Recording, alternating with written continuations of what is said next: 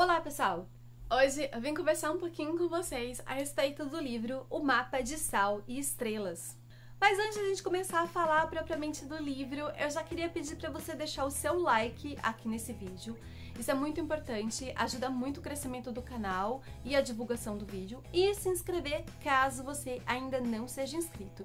E se você for comprar alguma coisa no site da Amazon, se o fizer através do meu link, que tá aqui embaixo na descrição do vídeo, você me ajuda muito, porque eu ganho uma pequena comissão sobre todas as compras feitas através desse link e você não paga nada a mais sobre isso.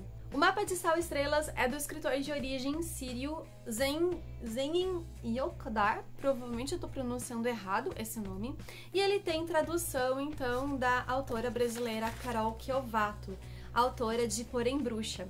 Essa edição tá muito linda, esse livro ele veio pela tag Inéditos do mês de dezembro, e eu não fiz o unboxing dele separado, eu fiz o unboxing dele junto com algumas outras coisinhas que eu havia recebido no mês, por isso eu vou mostrar a edição dele, que tá muito bonita, aqui pra vocês nesse vídeo. Como vocês podem ver, ele é todo impresso em tinta azul e laranja. O livro ele é todinho impresso assim, em azul e laranja, e isso tem um motivo, eu já vou contar pra vocês qual é esse motivo, porque é muito legal. Bem, aqui a gente vai conhecer e acompanhar a história da Nur. A Nur é uma garotinha, uma criança de 11, 12 anos mais ou menos, que nasceu nos Estados Unidos, só que após a morte do pai dela, ela, a mãe e as duas irmãs mais velhas voltam para a Síria, que seria o país de origem da família dela. Em meio a aprender a lidar com aquela nova realidade, a lidar com o luto, com a falta do pai dela, em viver em um lugar em que ela não reconhece como seu lar, porque enfim, ela viveu 10 anos nos Estados Unidos, em Manhattan, eles acabam tendo a casa bombardeada. Dá-se então início à guerra civil que aconteceu na Síria em 2011. A gente tem então como plano de fundo a guerra civil, esse conflito que aconteceu lá, e a gente vai ver, a gente vai acompanhar a Nur e a sua família, sua mãe e suas duas irmãs, precisando fugir desse conflito e partir em busca de um lugar seguro para que elas possam viver em busca de um refúgio. Nessa busca, nessa luta delas, elas vão então conhecer diversas outras pessoas em diversas outras cidades que tiveram as suas vidas, os seus sonhos interrompidos por causa desse conflito. E através disso, nós vamos conhecer mais da cultura deles, da cultura dessas pessoas, e também ter assim acho que um vislumbre do que essas pessoas sofreram durante essa guerra. Em paralelo a isso, a gente vai conhecer e acompanhar a história da Hawija. A história da Hawija seria uma lenda que o pai da Nur conta pra ela desde que ela se conhece por gente, desde que ela lembra. E a Hawija seria então a super-heroína da Nur. A Hawija foi uma jovem que se vestiu de garoto para poder ser aceita como aprendiz de cartógrafo e viajar o mundo junto de uma expedição que tinha como objetivo fazer o primeiro mapa mundi. E a história dessas duas jovens vão se intercalando, vão se costurando aos pouquinhos por nos apresentar cidades que as duas passaram em momentos diferentes da história, por elas precisarem ser extremamente corajosas diante dos problemas que vão se apresentando para elas, né? Apesar de serem totalmente diferentes, mas terem um pouquinho a ver, afinal, as duas são mulheres em um mundo e uma cultura extremamente machista. Inclusive, a Nur acaba tendo que se disfarçar de menino em algum momento aqui da história, por ser mais seguro para ela. Bem, como grande parte das histórias que se passam em um momento histórico de conflito e guerra, aqui a gente vai ver muito sobre a morte, sobre a solidão, sobre a perda, sobre a destruição de lares, famílias, destruição de sonhos. Mas essa história também fala muito sobre família, sobre amor e esperança. Essa aqui é uma história muito delicada, Principalmente, eu acredito que por ser narrada pelo ponto de vista de uma criança, a Noor, ela tem um jeito todo muito fofo de ver o mundo, de narrar a sua história, de contar a sua história. E a gente vai vendo ela se tornando cada vez mais corajosa ao passar das páginas, principalmente também pelo aprendizado que ela vai tendo, pelo conhecimento que ela vai adquirindo.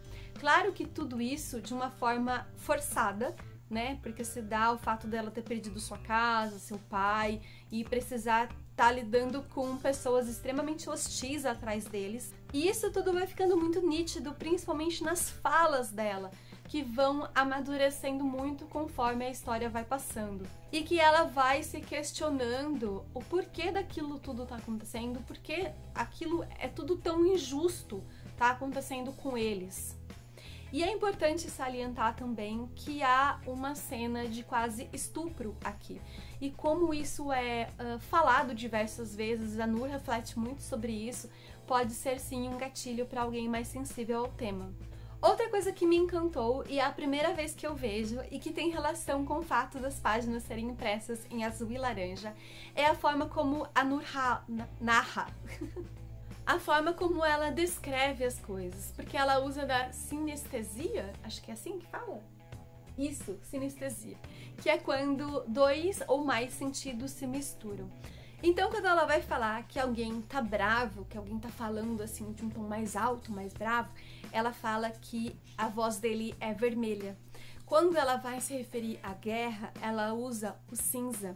Quando ela vai falar de alguma coisa que ela gosta, às vezes uma melodia que ela gosta, ou uma história, alguma coisa nesse sentido, ela usa o amarelo e o azul.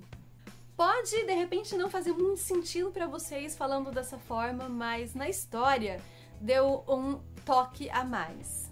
Eu gostei muito também das descrições dos locais, porque todos os locais aqui que as personagens passam, eles existem ou eles existiam antes da guerra. E eu cheguei a procurar a imagem desses locais na internet, porque as descrições eram muito bonitas. E como o autor faz essa ligação entre a história da Hawija, que teria acontecido há 1000 anos atrás, e a história da Noor, que estaria acontecendo no presente, e elas passam pelo mesmo local, fica muito nítido na descrição, na forma como a história é conduzida, a passagem do tempo, porque na história da Hawija seria quase um deserto, e na Noor já tem uma cidade enorme construída. É muito legal ver essa diferença. Para não dizer que esse livro ele é simplesmente perfeito, tem alguns detalhes aqui na história que não me agradaram. O início ele é um pouco demorado para acontecer, o início é um pouco confuso. A gente não entende muito bem quando as histórias começam a se misturar, apesar de ter um asterisco ali para dividir, mas você fica, ué, o que tá acontecendo aqui? Demora um pouco para você entender o que tá acontecendo, as histórias elas demoram um pouco para andar e para ação começar, então os personagens demoram um pouco, então a história demora um pouco para engrenar. Eu acho que eu só fui ficar mais curiosa, com mais vontade de ler o livro, passada da página 50, da página 60 mais ou menos. E há alguns detalhes aqui no livro que pra mim eles não fizeram muito sentido. Eu acho que o autor não soube trabalhar direito. Há alguns detalhes que interligam a história da Hawija com a história da Noor, que quando chegou na história da Noor, que era pra fazer um fechamento disso tudo, simplesmente ficou a Deus dará.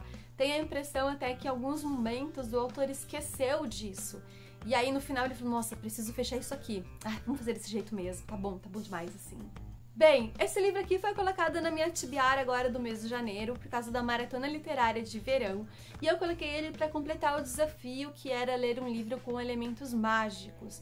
Apesar de, nos livros da tag, a gente não ter livros de fantasia mesmo, como bruxas, elfos, até hoje vai fazer quase 2 anos que eu assino, não veio nenhum livro nesse estilo, esse livro aqui tem um elemento mágico sim, a gente tem uma criatura mitológica que aparece aqui na história da Hawija, então ele completou esse desafio da maratona.